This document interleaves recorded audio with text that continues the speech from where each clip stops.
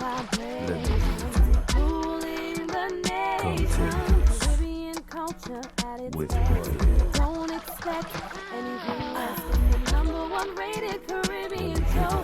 Caribbean vibration. Caribbean vibration.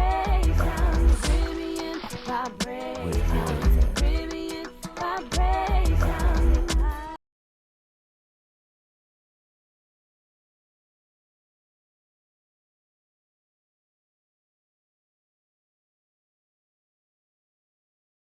Caribbean vibration. Caribbean vibration. Caribbean vibration.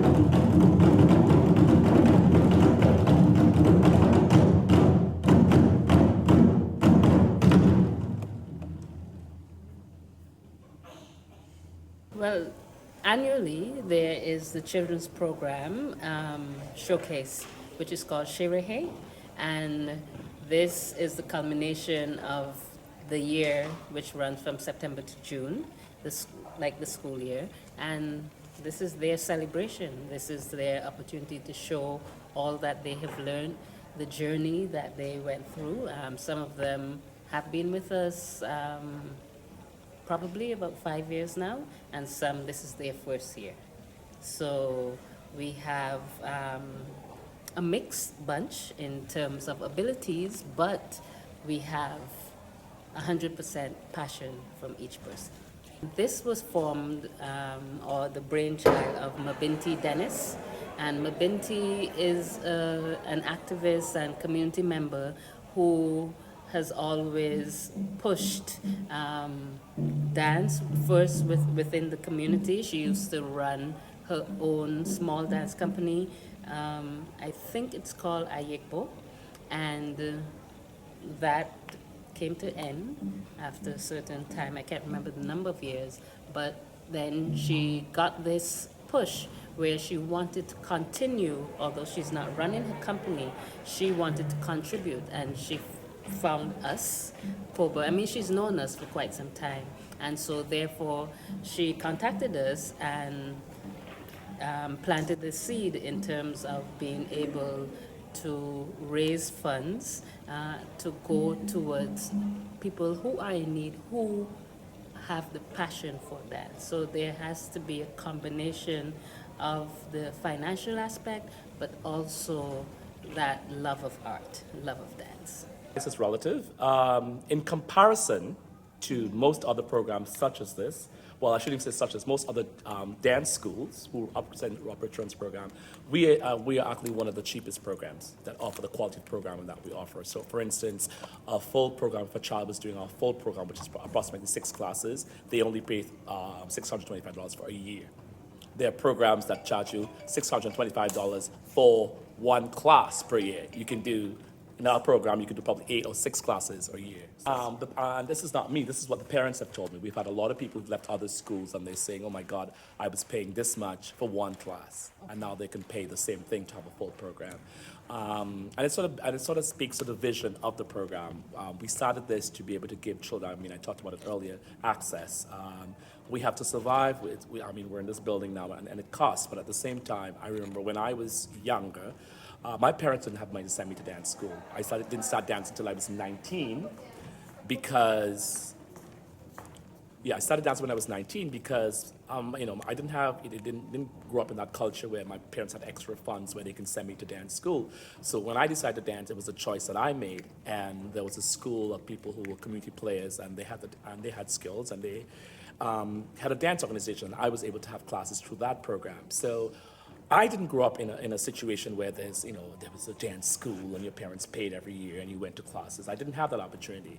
As I got older, I wanted to become a professional dancer, and I scraped and saved and begged, stealed, and borrowed to actually come abroad to study from Trinidad and Tobago in 1987 when I came to Toronto to start to study professionally.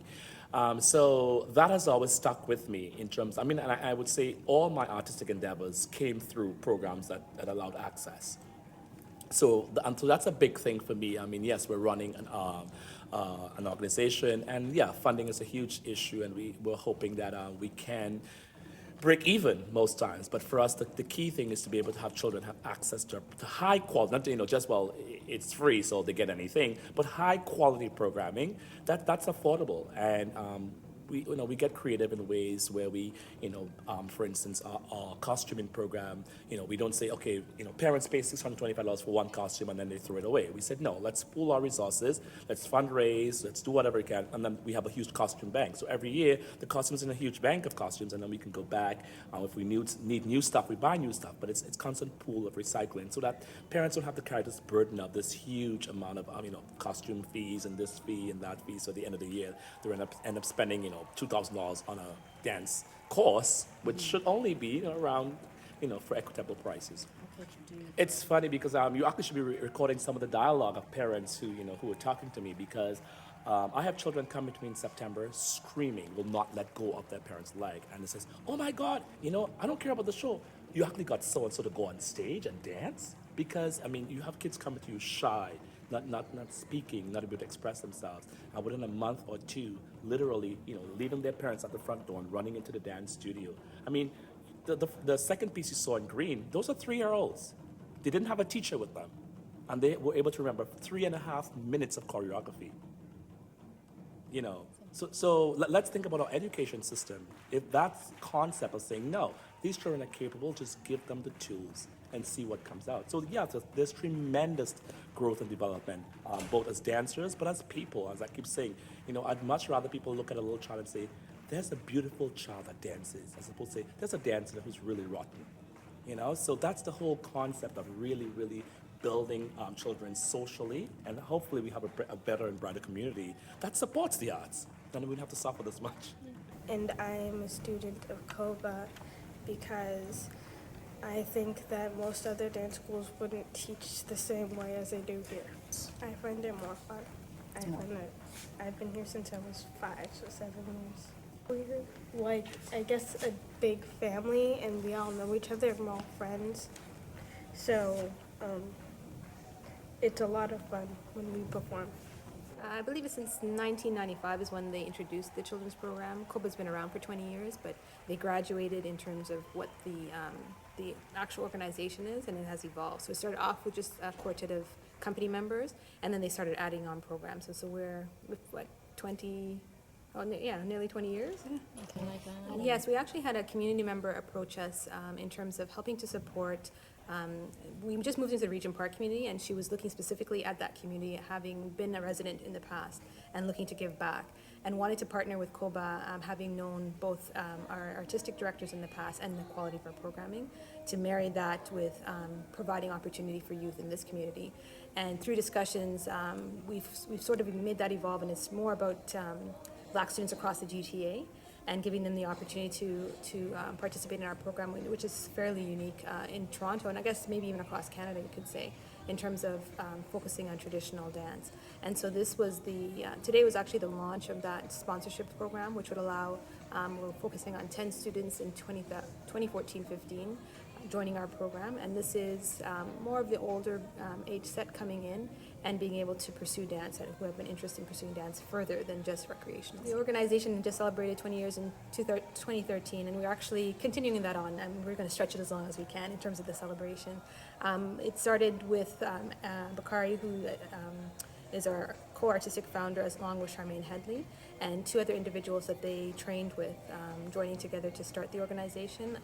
They were a quartet at that time and did a lot of Black History Month programming, and they both Bakari and Charmaine decided they wanted to pursue a larger vision of what COBA could be in the community and carry that on. And so we added on the children's program, we've added on a training program, and open classes for the public.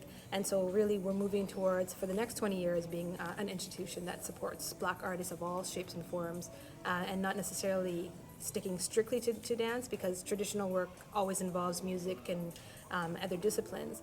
And so how do we support the next generation of artists through that? So that's kind of the vision for the next 20 years that, that we're looking at celebrating 2013.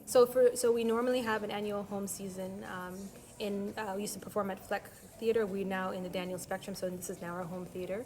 And next year, we're actually changing the model a little bit because in our new space, we have a studio theater. So we're actually going to try and have multiple smaller events that will constitute our season over the long. So we'll have 3 opportunities for people to come and see our repertoire pieces in our studio theater space, along with other engagements throughout the year. But for our 20th, we're having 3 series, one in November, one in February, and one in May, where people will have an intimate experience with our company members.